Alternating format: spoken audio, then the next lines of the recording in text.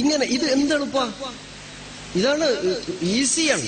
ശാസ്ത്രീയ സംഗീതത്തിന് പോകുന്ന കുട്ടികള് അവിടെ ഒന്നല്ല, ഖുർആനിലാണ് സംഗീതമുള്ളത്. അക്ഷരങ്ങളെ പഠിക്കാം. ഹംസ ഫത്ഹ അ, ഹംസ കസ്റ ഇ, ഹംസ ദമ്മ ഉ, അ ഇ ഉ, ഹംസ ഫത്ഹ അലിഫ് മദ് ആ, ഹംസ കസ്റ യാ മദ് ഇ, ഹംസ ദമ്മ വാവ് മദ് ഉ, ആ ഇ ഉ, ആ ഇ ഉ, ആ ഇ ഉ. ഇവിടെ പഠിക്കാൻ കുട്ടികൾ വരും. നിങ്ങൾ അങ്ങനെ പഠിപ്പിക്കും മദ്രസയിൽ. ഇനി എങ്കിൽ കുട്ടികൾ വളരെ താല്പര്യത്തോടുകൂടെ കുട്ടികൾ പഠിക്കാൻ മുന്നിലുണ്ടാകും. ഖുർആൻ തജ്വീദ് കുട്ടികൾ ആ ഒരു മനസ്സാന്നിധ്യത്തോടുകൂടെ അറിയാതെ തജ്വീദ് പഠിച്ചു പോകും. ഇത് തജ്വീദിന്റെ ബേസിക് പാഠമാണ്.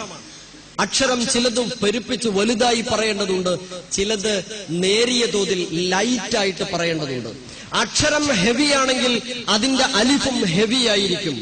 അക്ഷരം ലൈറ്റ് ആണെങ്കിൽ അതിന്റെ അലിഫും ലൈറ്റ് ആയിരിക്കും. സൂറത്ത് മുർസലാത്തിലെ 20 മുതലുള്ള ആയത്തുകളിൽ ശ്രദ്ധേയമായ ചില ഭാഗമുണ്ട്. ഒന്ന്, അലം നജ്അലിൽ അർദ കിഫാതാ അഹ്യാഅൻ വഅംവാതാ വജഅൽനാ ഫീഹാ റവാസിയ ശാമിഖാതിൻ വഅസ്ഖൈനാകും മാഅൻ ഫുറാതാ. വ്യത്യാസം എവിടെയാ? ശാമിഖാതിൻ,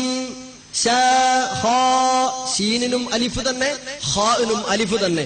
നമ്മളെ പഴയ ഓത്ത് വജഅൽനാ ഫീഹാ റവാസിയ ശാമിഖാതിൻ. ഷാമിഖ, ഷാഖ ഒക്കെ ഒരേപോലെ അല്ല. ആ അലിഫിന് അക്ഷരത്തിന്റെ സ്വഭാവം അലിഫിനും നൽകപ്പെടണം. ശാമിഖാതിൻ وأسقيناكم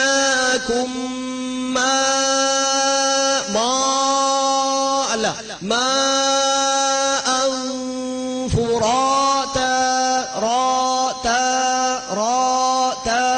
ഈ വ്യത്യാസം. ഒന്ന് ഹെവിയാണ് റാ, അതുകൊണ്ട് അതിന്റെ അലിഫും ഹെവിയാണ്. ഫുറാ ലൈറ്റ് ആണ്, അതുകൊണ്ട് അതിന്റെ അലിഫും ലൈറ്റ്. ഫുറാതാ ഫുറാതാ വഅമിലുസ് സാലിഹാതി സാലിഹാതി എന്നല്ല, എല്ലാം വളരെ എത്രമാത്രം ഹൃദ്യമായിരിക്കും തജ്വീദ് പാരായണം ചെയ്തുകൊണ്ട് പാരായണം ചെയ്യുമ്പോഴുള്ള വ്യത്യാസം. ഇനി അതിന്റെ മദ്ദുകളെ പരിശോധിച്ച് നോക്കുങ്ങള്. ഈ അലിഫ് മദ്ദായിരുന്നാലും യാ മദ്. സൂറത്തുൽ ഹാഖ നമ്മൾ എങ്ങനെയാ ഓതിയത് ഇന്നലെ വരെ? എങ്ങനെ സൂറത്തുൽ ഹാഖ ഓതിയത്? അൽഹാഖ മൽഹാഖ വമാ അദ്റാക മൽഹാഖ. നല്ലോണം തജ്വീദ് അറിയുന്ന ധൈര്യമുള്ള ഒരു സഹോദരൻ തൊട്ടപ്പുറത്തെ റൂമിൽ നിന്ന് കേട്ടാ പറയുക എന്താ ആക്കാനാണ്? ഒന്നും ആക്കാനാവൂല. സൂറത്തുൽ ഹാഖ ഓതേണ്ടത് അൽഹാഖതു മൽഹാഖ വമാ അദ്റാക മൽഹാഖ എന്ന് ദീർഘമായി, അഥവാ 3 സ്ഥലങ്ങളിലും 3x6 18.